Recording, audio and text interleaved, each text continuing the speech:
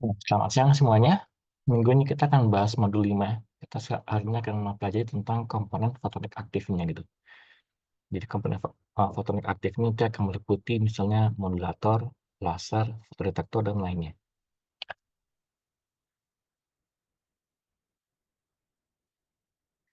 Oke, di sini kita lihat contoh komponen aktifnya ya.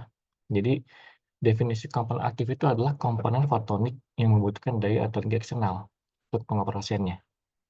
Jadi kita di sini bisa lihat contohnya misalnya adalah LED gitu ya, light emitting diode.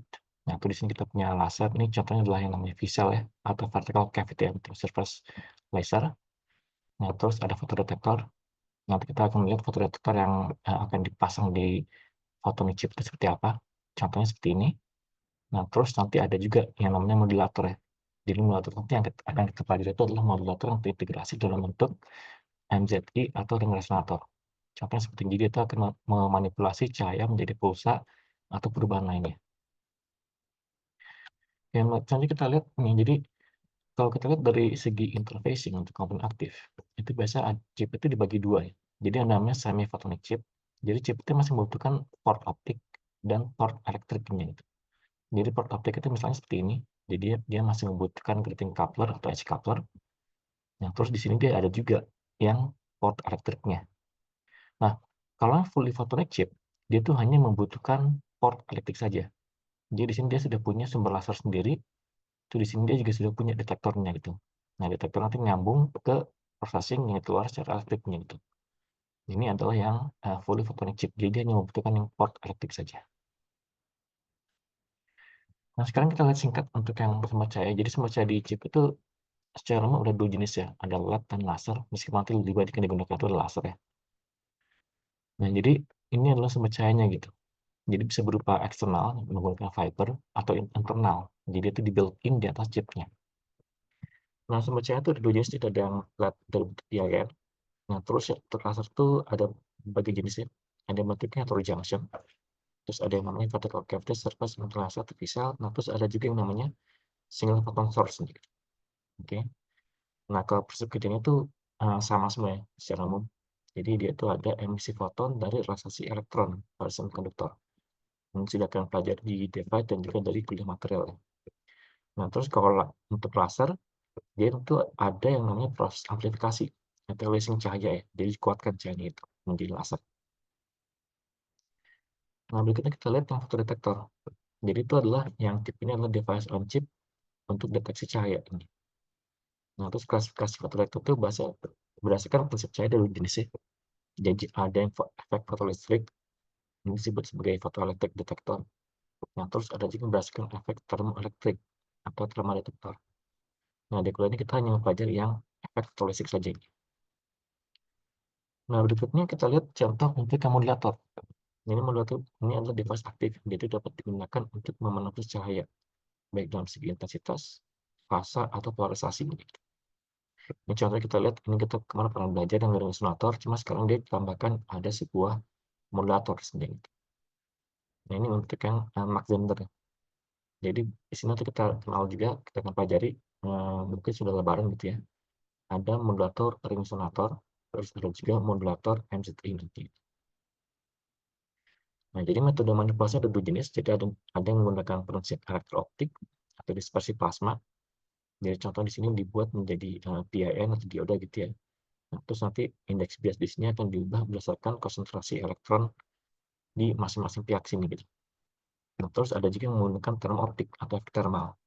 Jadi kalau kalian masih ingat itu, jadi efek thermal itu di material semikonduktor akan berakibat adanya perubahan indeks bias. Nah, perubahan indeks bias itu akan digunakan untuk melakukan manipulasi dari properti cahaya, misalnya intensitas atau fasanya. Oke, jadi secara umum kalian bisa lihat juga di buku ini ya. Jadi buat yang referensi ini kalian bisa baca buku ini dari chapter 15 sampai 19. Kalau yang Lukas itu dia full di chapter 3 ya. Oke, nah sekarang kita akan masuk ke topik selanjutnya. Di sini kita akan masuk ke topik tentang LED ya.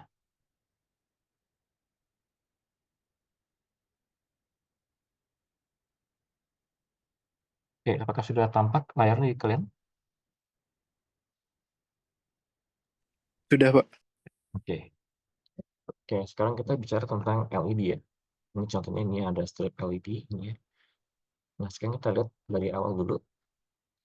Nah, jadi LED itu kan adalah material semikonduktor, dia tuh dapat, mmm, mengalami emisi spontan foton ya ini ya. Di mana terjadi itu adalah proses relaksasi elektron yang dia itu ada di tingkat angle lebih tinggi dan dia turun ke tingkat angle lebih rendah. Jadi secara umum dia berpindah dari pita konduksi ke pita valensi. Di mana pas dia perubahan itu dia murni mengemisikan foton. Jadi di sini kita asumsikan, emisi dalam bentuk fonon atau vibrasi krustal itu sangat kecil sekali. Jadi hampir 99% itu dia berubah menjadi fotonnya gitu. Nah, di sini juga kalian akan lihat jadi, berbeda dengan konsep kita kaji materai, di mana materai biasanya kita langsung anggap, pita konduksi itu lurus dan valensi lurus, tapi di sini kita lihat berdasarkan, eee, tingkat energi di konduksinya ya, dan juga di pita valensinya. Jadi di sini kita lihat di sini ada yang, populasi elektronnya di sini, ini adalah yang terisi penuh oleh elektron, nanti di valensinya di sini adalah pita darah, pita energi yang terisi penuh oleh hole-nya. Jadi nanti proses, eksitasi bisa terjadi di sini, semua di sini. Jadi yang ada hole-nya bisa naik ke atas, dan ada elektronnya bisa turun menempati hole-nya. Inilah daerah di mana terjadinya proses relaksasi dan eksitasi ini.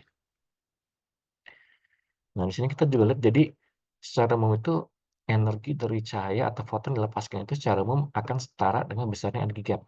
Jadi kalau kita lihat di sini, panjang gelombang cahaya itu atau energi cahaya itu dimulai dari energi gap-nya sampai ke tingkat energi yang paling tinggi di sini itu. Jadi energi gap ini akan menjadi threshold panjang gelombang yang bisa dipancarkan oleh material semikonduktornya. Nah, ini kita lihat contohnya misalnya untuk p-n junction.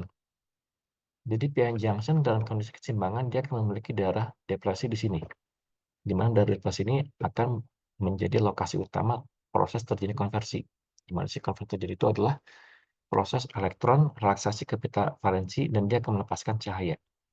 Dan sih kalau kita perhatikan dalam kondisi seimbang seperti ini, dia di sisi P-nya akan mendapatkan ekses elektron, dan di sisi N-nya akan sebagian membentuk ekses hole ya. Dan ini terjadi tepat di pinggiran daerah depresinya.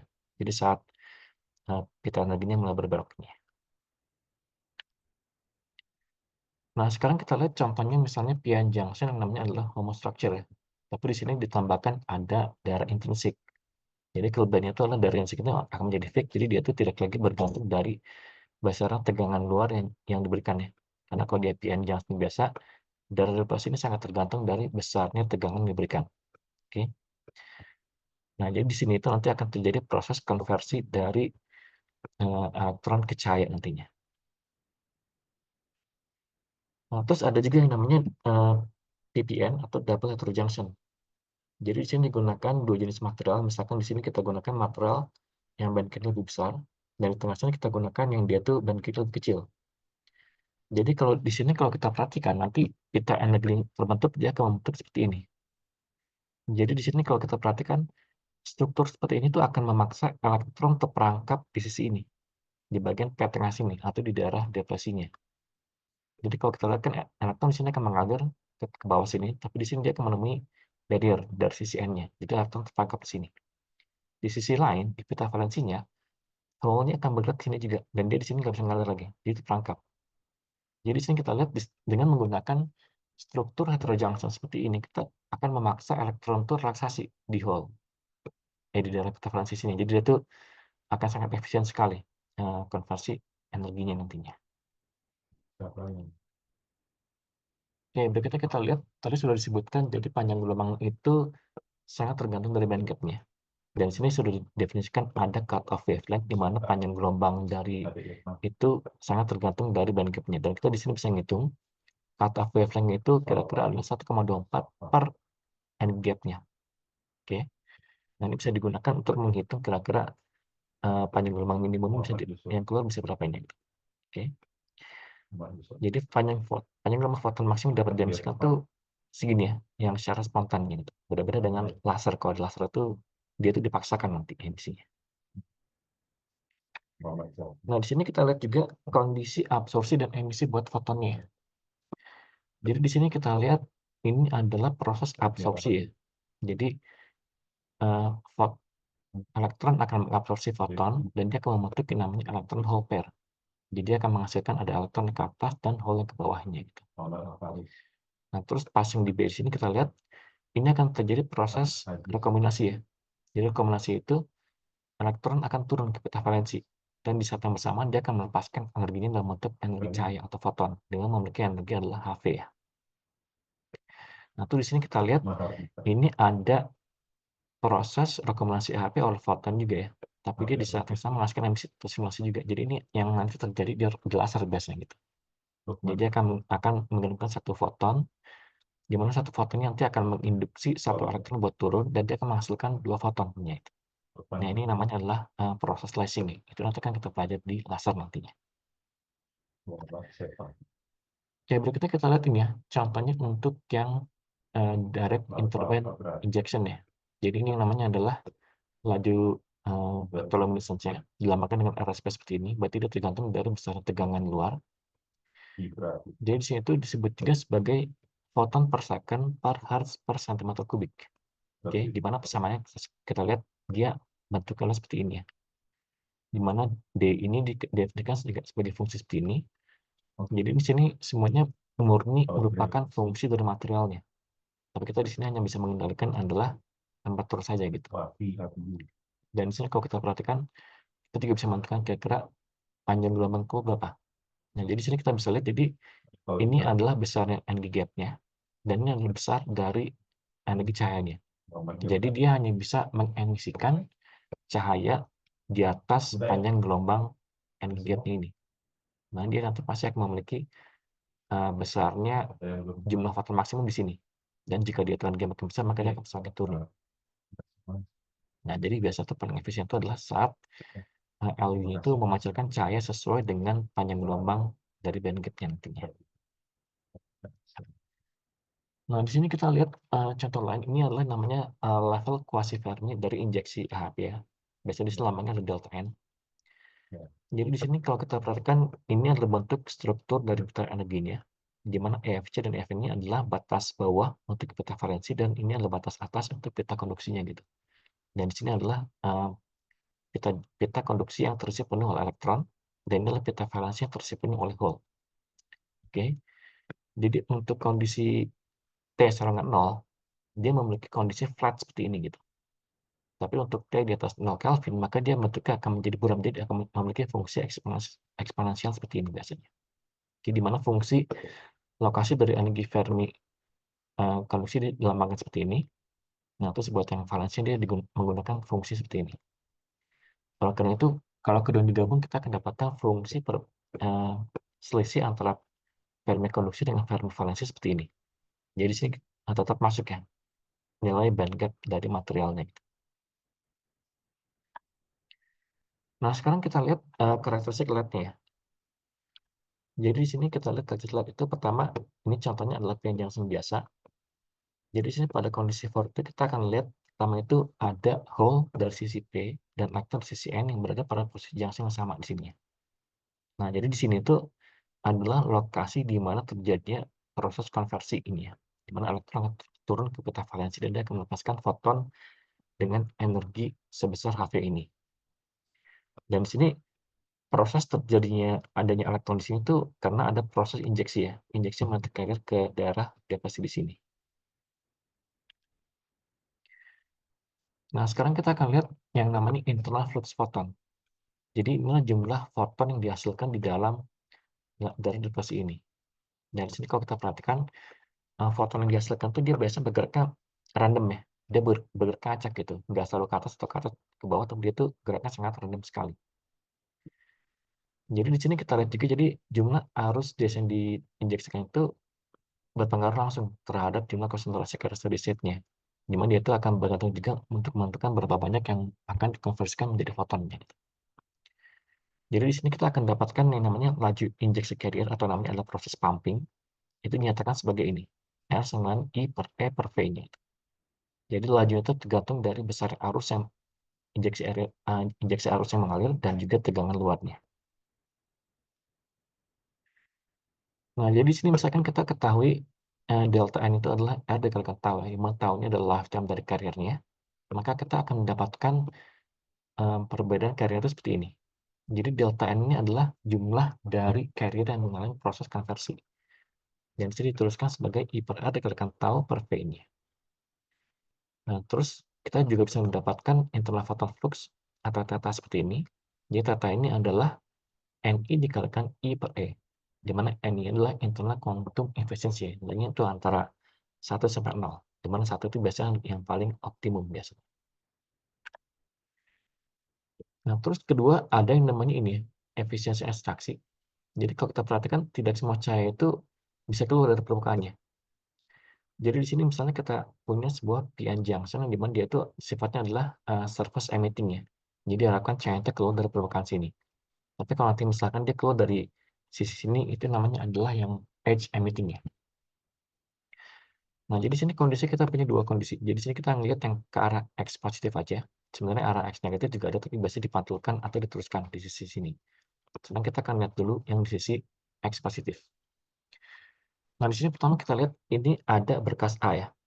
Dia akan diteruskan tegak lurus, sebagian besar dipantulkan di sini.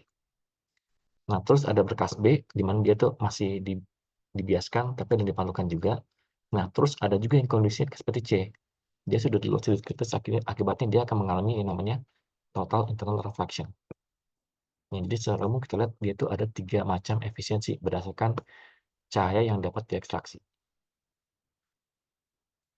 Nah, untuk meningkatkan efisiensi itu biasanya digunakan yang namanya optimasi struktur. Jadi sini kita lihat dia ada menggunakan spherical, jadi diharapkan seperti ini, semuanya bisa tembus langsung. Jadi dia tidak ada proses refleksi atau total internal reflection. Atau ada juga seperti ini dibuat kerucut, jadi semuanya itu keluar dari puncak kerucut ini. Atau ada juga dia itu dibuat seperti silinder, jadi yang silinder itu dia keluar langsung dari atas permukaan sini saja gitu. Nah, terus ada juga prisma seperti ini. Jadi prisma seperti ini dipastikan semua cahaya itu dipantulkan balik di bawah itu dan keluar ke atas. Terus ada juga yang dia itu menggunakan tekstur permukaan. Jadi tekstur permukaannya tujuannya supaya dia tuh meminimalkan proses refraksi balik ke semikonduktor dan diharapkan semuanya keluar. Oke, ini adalah pola radiasi dari LED-nya. Jadi secara umum dia bentuknya seperti ini, cuman jangan sini ada di sini, maka dia cahaya akan keluar dari sini. Dan sini kalau kita perhatikan dia akan membentuk pola spherical seperti ini. Jadi ini ada yang namanya pola spasial dari Lambertian ya. Jadi adalah kondisi murni tanpa lensa biasanya. Nah, untuk yang B kita lihat di sini dia menggunakan lensa. Jadi dengan menggunakan lensa hemisphere maka dia akan membentuk pola spasial. Dan ini adalah bentuk yang paling umum dari LED yang sering kalian temui biasanya. Nah, untuk yang C kita lihat dia ada pola spasial tapi dia menggunakan parabolik. Jadi di sini lensa yang digunakan parabolik, nggak full hemisphere. Jadi di sini kalau kita perhatikan dia bisa lebih direksional, lebih terarah keluaran dari fotonnya gitu. Dan ini adalah pola yang kadang digunakan untuk membuat LED itu supaya dia itu lebih terarah pencahayaannya. Nah, sekarang kita akan bicara lagi tentang external quantum efficiency ya. Jadi, external quantum efficiency atau EQ ini dinyatakan sebagai berikut. Jadi, quantum efficiency eksternal itu adalah eh, NE dikalikan NI ini ya. Jadi, tergantung dari adalah hasil perkalian dari efisiensi ekstraksi dan internal efisiensinya gitu. Nah, dari sini kita bisa ngitungin juga kira-kira output flux fotonnya itu dalam bentuk seperti ini. Jadi, output flux foton itu adalah efisiensi eksternal dikalikan I per E ini ya. Ini adalah output flux foton, jadi jumlah foton yang keluar dari LED-nya. Nah, di sini kita juga bisa menghitung daya output optik LED-nya atau panel ini, di mana panel itu adalah HV dikalikan dengan flux dari fotonnya gitu. Dan bisa dihitung dengan menggunakan persamaannya. Jadi fotonnya kita ganti dengan persamaan tadi HV dikalikan I per E-nya gitu. Nah, jadi di sini biasanya kalau kita lihat, jadi biasanya efisiensi internal itu nilainya antara 50-100%. Terus efisiensi ekstraksi itu biasanya di atas 5% tergantung dari pola device-nya. Nah, terus external quantum efficiency itu biasanya di bawah 50%. Jadi biasanya nanti totalnya di sini agak kecil biasanya gitu ya. Oke, nah sekarang kita akan bicara namanya responsivitas dari LED. Jadi responsivitas itu atau R itu didefinisikan sebagai rasio antara daya optik output terhadap besarnya arus injeksi. Nah, ini satunya berarti adalah watt per ampere ya. Ini agak berbeda dengan responsivitas dari fotodetektor yang akan kita pelajari nanti. Jadi fotodetektor itu responsivitasnya adalah ampere per watt, ya. Jadi kebalikannya. Tapi di sini kita pelajari adalah yang watt per ampere. Nah, jadi di sini kita lihat berarti responsivitasnya adalah dari output yang keluar, yaitu adalah HV per photon flux-nya ini, per arus yang digunakan, arus yang diinjeksikan ke LED-nya ya.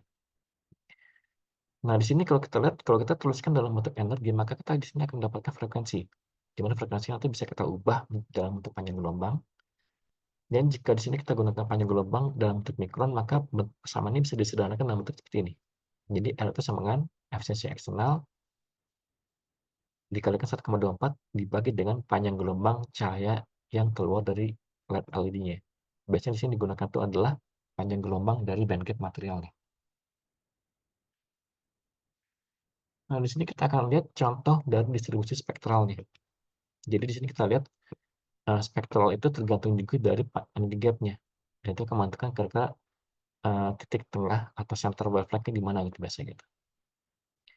Nah, di sini kita bisa lihat, jadi di sini kita punya puncak dari spektralnya yang dinyatakan dalam bentuk seperti ini, EG plus KT per 2 per H ya. Nah, itu di sini ada definisi juga yang namanya adalah full width at half maximum.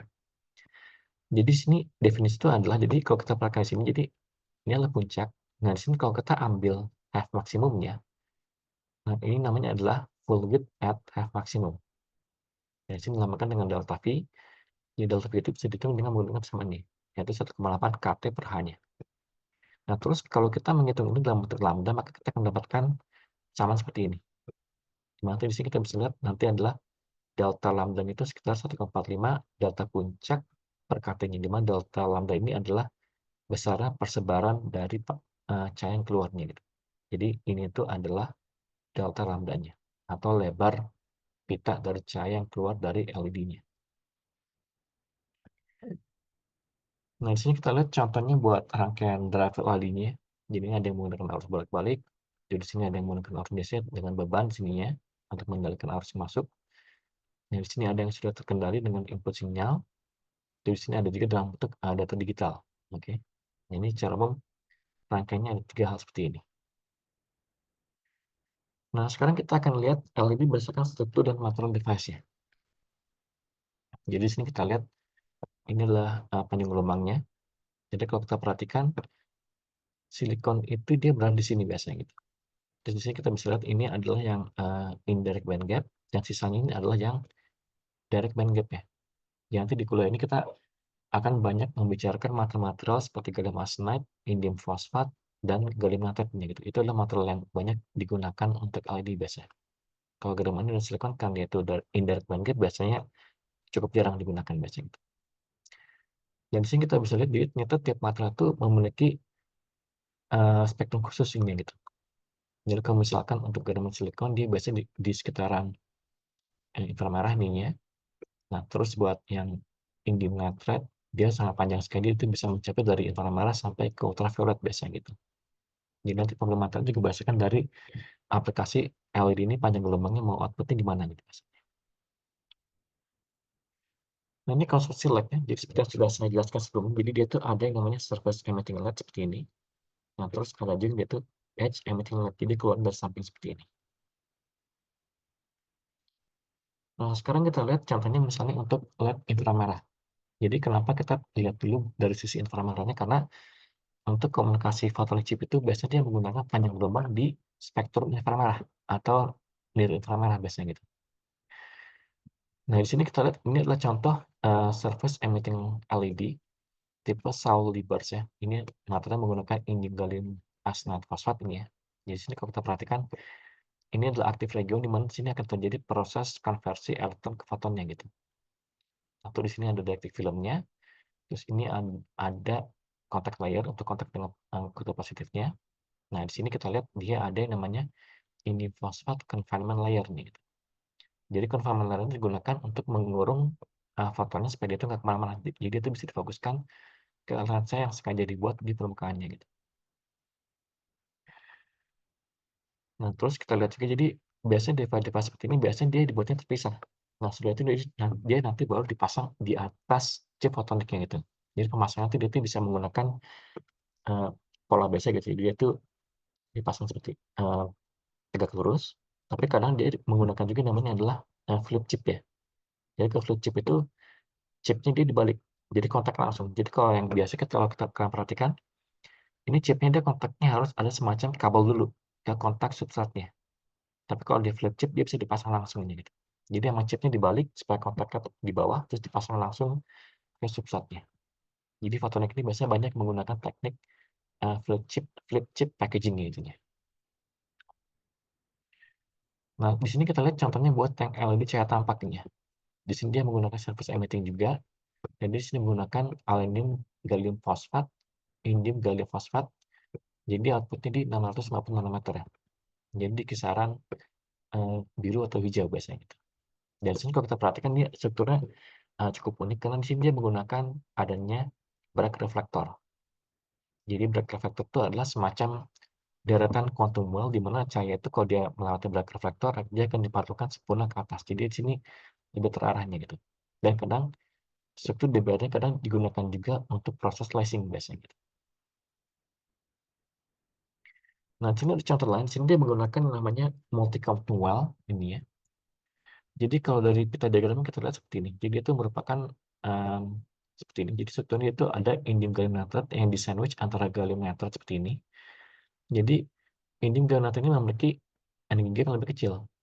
Akibatnya kalau kita lihat maka di sini akan terbentuk beberapa quantum well di sini tuh. Di sini karena dia tuh energi yang lebih kecil, dia lebih mudah terjadi proses relaksasi.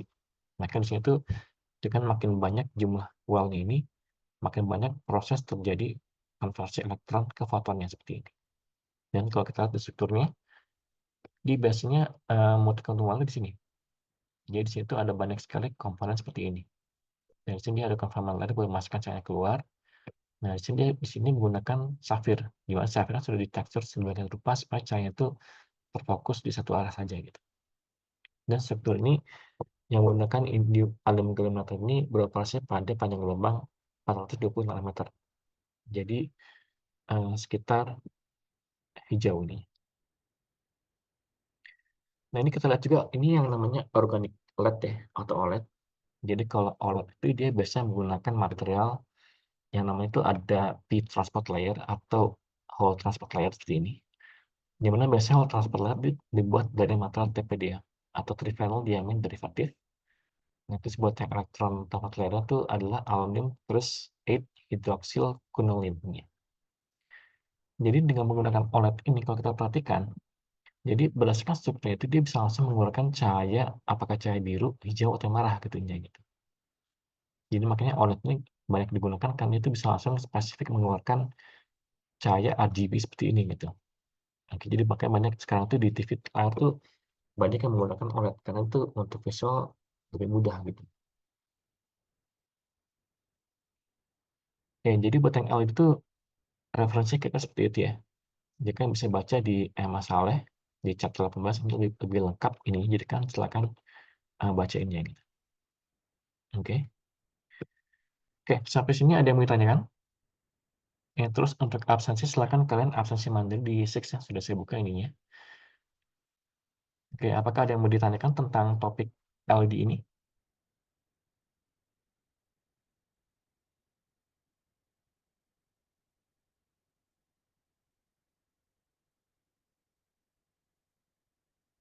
Ya, kalau tidak ada, jangan lupa ini, tugas kalian yang itu, yang bikin rangkaian MOOCs dan buat yang menggunakan ilustrator, itu dikumpulkan sesudah, lebaran.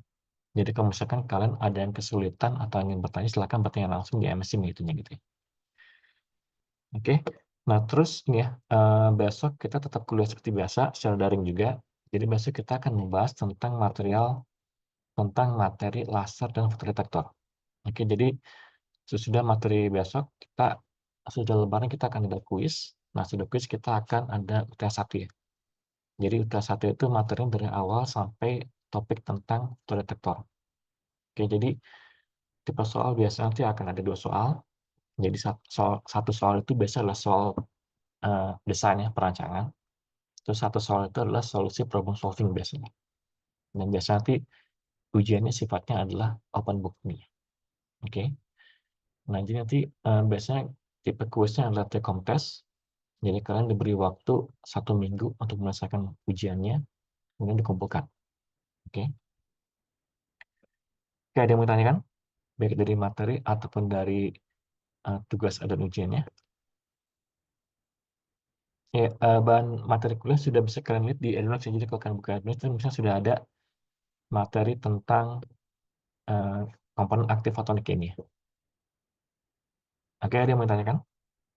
Pak, maaf Pak, tadi izin bertanya untuk yang kuis tadi itu sama UTS-nya itu direncanakan di kapan Pak ya?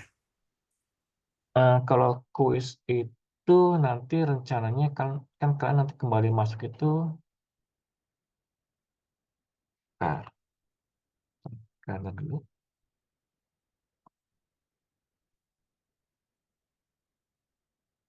kalian itu kan mulai masuk tanggal 8 kan ya? Betul Jadi Pak. jadi mungkin untuk kuis itu adalah tanggal 9.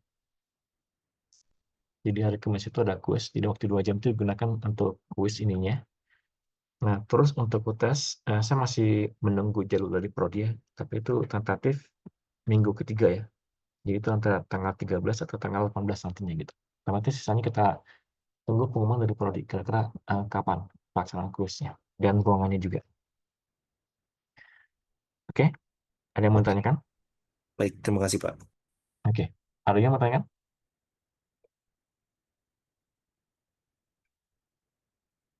Iya, untuk tugas ada yang kesulitan nggak? Atau ada yang sudah coba ini, untuk tugas bikin, MOOCs dan MOOCs-nya?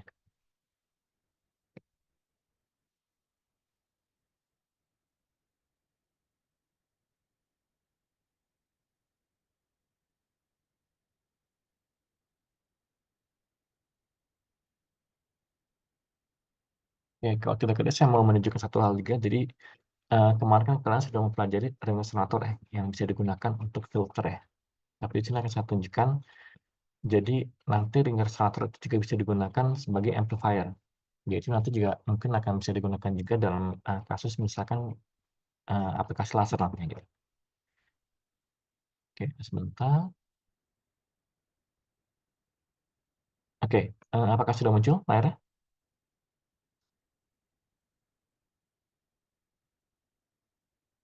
Oke, apakah layarnya sudah muncul di kalian? Sudah Pak. Oke. Oke, ini adalah contoh, jadi ini adalah ring resonator kemarin ya, cuma di sini kita gunakan hanya satu aja. Jadi di sini line drop kita hapus, maka dia di sini akan menjadi namanya amplifier-nya gitu. Jadi di sini kalau kita perhatikan di sini kita menggunakan 2 monitor, tapi di sini yang monitor saya gunakan dia akan mengukur ini ya, dayanya gitu. Jadi kalau kalian simulasikan seperti ini dan kalau kalian, desainnya benar gitu ya, jadi di sini tetap terjadi resonansi di panjang gelombang kita inginkan, maka di sini akan terjadi proses amplifikasi. Di sini kalau kita perhatikan, nah jadi di sini ada ini ya, jadi ini ada, sinyal input-nya yang di sini, yang dia keluar dari wire branch-nya, tapi di sini saya gunakan dia langsung output dari cahaya di sini. Nah, terus di sini ada monitor untuk output phase-nya. Nah, di sini panjang gelombang saya gunakan itu adalah 1,3 mikron. Nah, di sini jadi kalau kalian perhatikan, jadi yang awalnya dia masuk segini ya, jadi sekitar, ini adalah sekitar 7 kali 10⁻6 watt gitu di sini. Nanti begitu dia sinyal di sini, karena di sini tuh dia ada yang berputar juga di sininya, maka dia akan menguatkan sinyal keluar. Jadi pas dia keluar, dia mendekati 3 kali 10⁻5 watt gitu. Jadi itu kalau saya hitung, dia itu peningkatan sekitar 7 desibel gitu intinya gitu. Jadi rangka ini bisa digunakan untuk menguatkan cahaya yang sudah mengalir di waveguide-nya gitu biasanya gitu. Dan ini adalah, metode pasif yang digunakan ya, bukan metode aktif. Dan nanti kalian juga bisa coba juga gitu, misalkan kalau kalian sudah selesai membuat, MOOCs-nya terus di save as, terus kalian coba bikin rangkaian amplifier seperti ini, oke? Jadi nanti yang bisa kalian, coba juga gitu dengan rangkaian ini. Tapi meskipun ini kalau kita lihat dari monitor itu, dia biasanya tidak begitu kelihatan ya, kenaikan itu, karena kalau dari monitor dia hanya bisa ngelihat dari electric field atau power, tapi mereka kan juga nanti bisa coba juga untuk melihat apakah di power-nya keluar juga atau enggak gitu. Biasanya kalau dia Di power itu bisa kelihatan di sini dia akan muter dulu. Nah, udah gitu dia nanti akan keluar dalam bentuk ada yang lebih tingginya gitu. Nah, terus jangan lupa di simulasi ini yang harus kalian perhatikan itu adalah lamanya waktu simulasi. Jadi nanti bisa kalian cek di misalnya kalau kalian lihat di sini. Nah, ini ada yang namanya simulation time. Jadi untuk kasus ring resonator tadi itu biasanya saya mengeset simulation time itu sekitar 5.000 frame per second ya intinya. Jadi itu agak besar gitu. Nah, dia masih belum keluar nih. Nah, terus ini ya.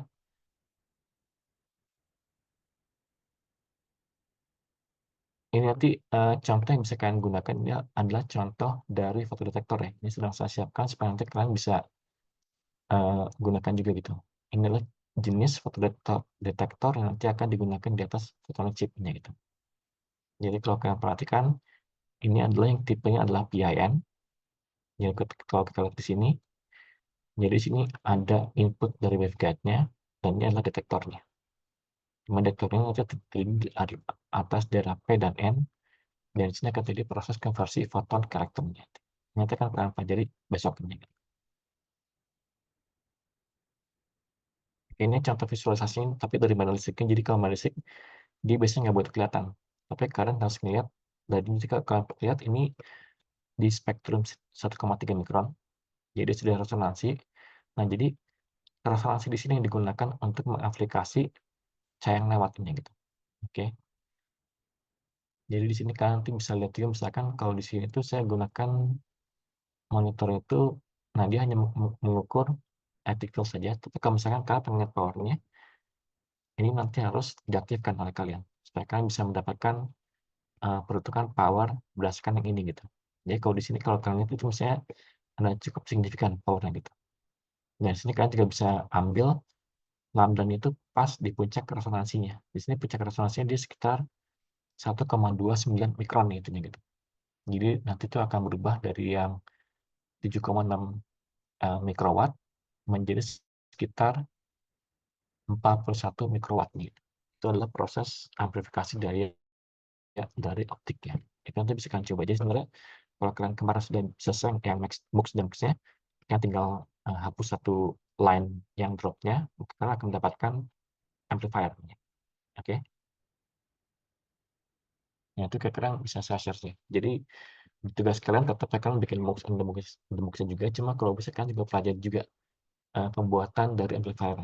Jadi kalau kalian mux and demux sudah beres gitu ya, untuk satu panjang gelombang, itu kalau kalian hapuskan bus yang dropnya, itu akan jadi amplifier.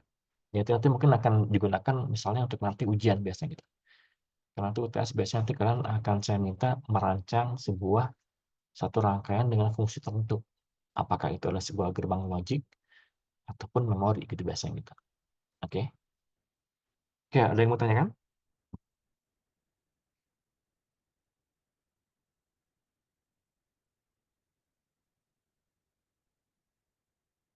Ya, terus jangan lupa juga jadi di ini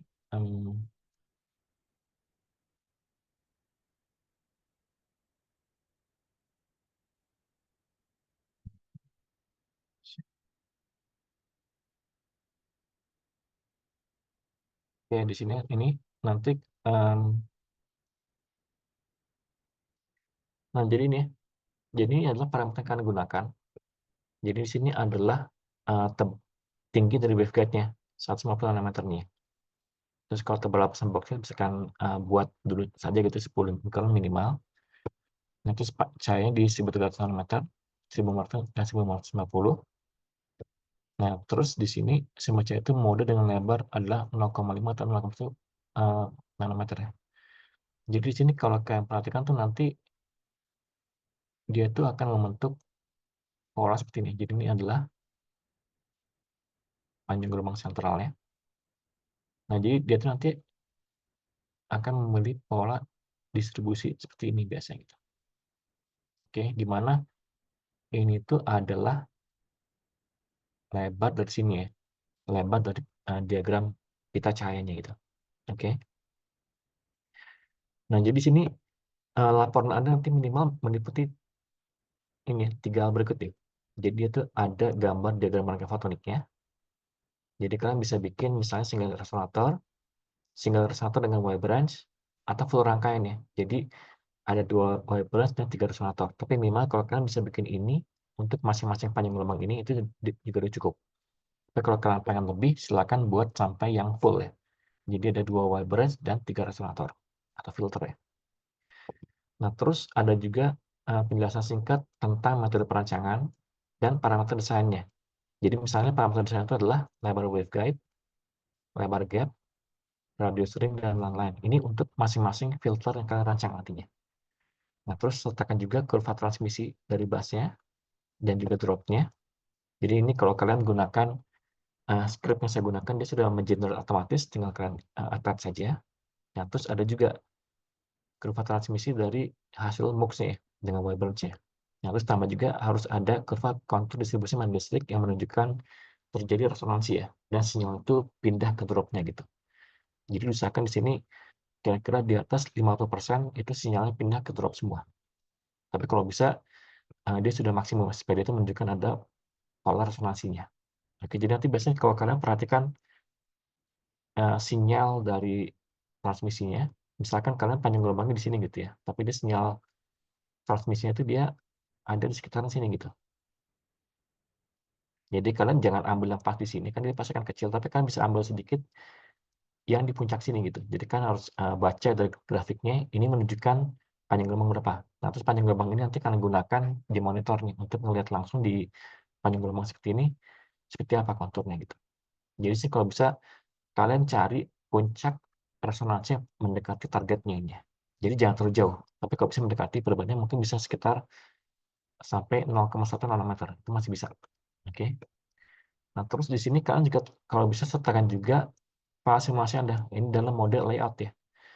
Jadi kalau mode layout itu misalnya seperti ini. Ini kalau kalian perhatikan, ini dalam bentuk ini ya. Nah, ini ya, di sini. Jadi kalau kalian sudah menjalankan simulasi, dia biasanya akan balik seperti ini. Dan ini dia tuh biasanya di sini sudah ada datanya. Jadi kalau kalian nanti mau mengirimkan file atau mau sharing file, itu pastikan dia selalu balik ke layout. Karena dalam bentuk layout dia biasanya datanya lebih kecil biasanya, karena dia nggak ada data hasil simulasinya. Tapi kalau kalian jalankan simulasinya, maka dia akan masuk ke mode data, jadi di sini akan penuh dengan data biasanya gitu. Jadi biasanya nanti di sini pastikan sebelum kalian mengirim file itu dia sudah dalam bentuk layout di sini gitu.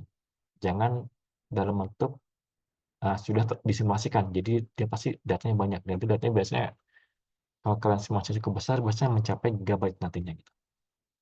Oke, jadi pastikan nanti saat kalian kirim file itu dalam bentuk layout ini gitu. Oke. Nah, terus kalau kalian mau bertanya itu tanya langsung di channel ini ya. Saya nggak akan jawab yang dikirim via chat ini tujuannya supaya kalian juga saling belajar juga. Oke. Oke, sampai sini ada yang mau tanyakan tentang tugas kalian? Jadi saya harapkan kalian bisa semua karena dari tugas ini nanti mungkin akan lanjut dalam bentuk soal desain di UTS nantinya. Oke. Oke, ada yang mau tanyakan atau komentar? Jangan lupa buat absensi sudah dibuka di Six ya.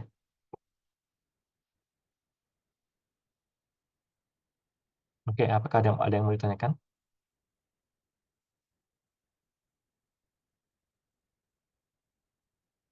Oke, kalau tidak ada, berarti bisa kita akhiri untuk pertemuan kita hari ini. Jadi jangan lupa nanti sudah lebaran dikumpulkan tugasnya di MS Team. Nah, terus besok kita akan membahas materi tentang laser dan fotodetektor ya. Jadi buat bahan ujian itu dari materi awal sampai ke fotodetektor nanti gitu. Dan sifat ujian itu ada 2 jenis seperti saya bilang. Jadi satu soal perancangan, itu satu soal lagi adalah soal tentang problem solving. Oke. Oke, dengan demikian saya akhiri buat kuliah kita hari ini. Jadi terima kasih. Wassalamualaikum warahmatullahi wabarakatuh. Terima kasih.